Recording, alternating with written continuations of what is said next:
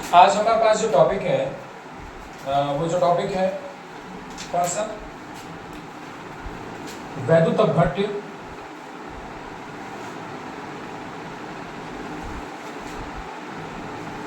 और इसी के साथ साथ एक और परिभाषा हम लोग पढ़ेंगे, वैद्युत अनपघट्य।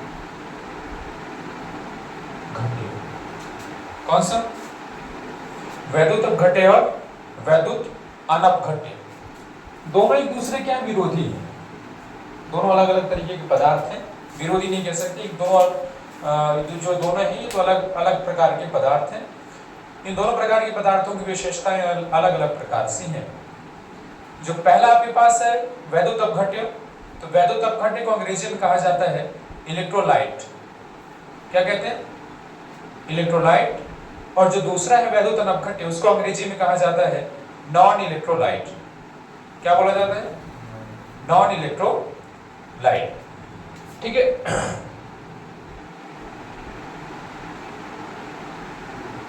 इसको क्या बोलते हैं, नॉन इलेक्ट्रोलाइट। पहला कौन सा, इलेक्ट्रोलाइट, एंड अनदर वन कौन सा, नॉन इलेक्ट्रोलाइट है। ठीक है। अब इसमें अगली क्या बात है, इसमें अब अगली बात ये है कि जो वैद्युत अपघट्य है, तो वैद्युत अपघट्य का मतलब क्या, हम पहले भी पढ़ चुके हैं कि ऐसे पदार्थ जो विलयन या गलित अवस्था में विद्युत का चालन करते हैं, क्या कहलाते हैं, वैद्युत अपघट्य कहे जाते हैं। अर्थात हमें फिर से इसको रिपीट करना है कि ऐसे पदार्थ जो कि विलयन या गलित अवस्था में विद्युत का क्या करें, चालन करें, वैद्युत अपघट्य कहे जाते हैं। जैसे H2SO4 है ना, HCl, NaOH है ना, NaOH। इसी प्रकार से कुछ जैसे NaCl, ये क्या है, स्ट्रॉन्ग इलेक्ट्रोलाइट इसको कहा जाता है। ठीक है। और जबकि वैद्युत अनपघट्य कौन होते हैं कि ऐसे पदार्थ जो कि ना तो विलयन अवस्था में ना ही गलित अवस्था में, अर्थात किसी भी अवस्था में विद्युत का चालन नहीं करते। उसमें से जैसे ईथर हो गया, एथिल अल्कोहल हो गया, ग्लूकोज हो गया, इस प्रकार के जो पदार्थ हैं, इस प्रकार के जो रासायनिक पदार्थ हैं, उनको क्या कहा जाता है, वैद्युत अनपघट्य।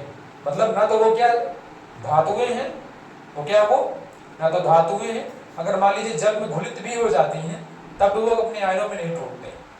ऐसे पदार्थ जो कि जल में तो घुल जाते हैं, क्या जैसा ये ग्लूकोज है, तो ग्लूकोज तो जल में घुल जाता है कि नहीं घुल जाता है। इसमें तुम लोग पिए कि नहीं पिए, ग्लूकोज आता है, ग्लूकॉन डी वगैरह, तो इसको पिया है, कैसे पिया है, पानी में घोल कर। लेकिन पानी में जल में घुलना और आयनन दोनों अलग अलग बातें होती है। ठीक है ना, घुलना और आयनित होना, आयनाइजेशन होना, दोनों कैसे हैं, क्या है, अलग अलग बातें हैं। तो घुल तो जाते हैं लेकिन आयनन इनका नहीं हो पाता है, और आयनन के साथ साथ क्या है कि ये गलित अवस्था में या कि विलयन की अवस्था में विद्युत का चालन नहीं करते, बीच में बैरियर बन जाते हैं, कौन, ग्लूकोज वगैरह।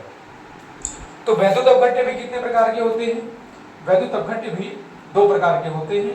कौन कौन सा, प्रबल वैद्युत अपघट्य, और दूसरा कौन सा है, दुर्बल वैद्युत अपघट्य। प्रबल वैद्युत अपघट्य को कहा जाता है अंग्रेजी में स्ट्रॉन्ग इलेक्ट्रोलाइट, जबकि दुर्बल वैद्युत अपघट्य को अंग्रेजी में कहा जाता है वीक इलेक्ट्रोलाइट।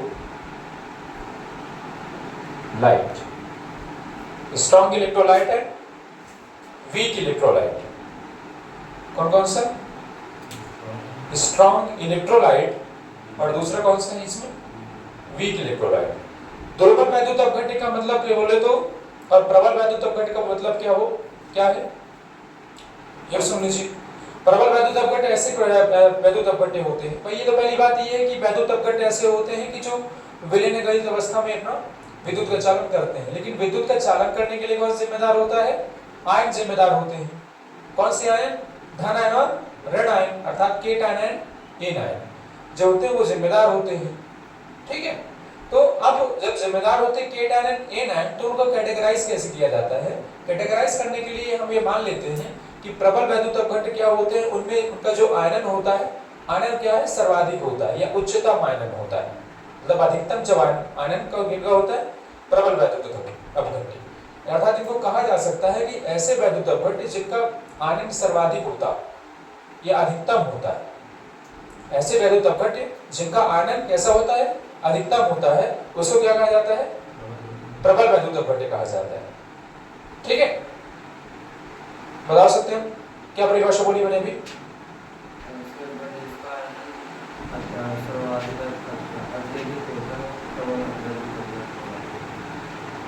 और दुर्बल वैद्युत अपघट्य का मतलब क्या होगा कि ऐसे वैद्युत अपघट्य जिनका आयनन कैसा होता है? कम होता है, किसकी अपेक्षा? प्रबल वैद्युत अपघट्य की अपेक्षा, उनको क्या कहा जाता है? दुर्बल वैद्युत अपघट्य। प्रबल वैद्युत अपघट्य में कुछ एग्जांपल बता देते हैं, कौन कौन से एग्जांपल हैं? जैसे NaCl, क्या? NaCl, HCl, H2SO4, ठीक। इसी प्रकार से CH3COONA, ठीक।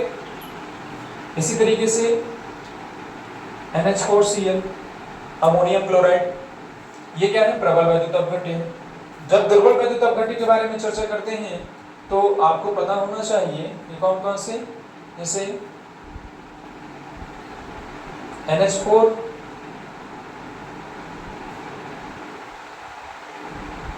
CH3COO, NH4, अमोनियम एसिटेट, ठीक। और इसी प्रकार से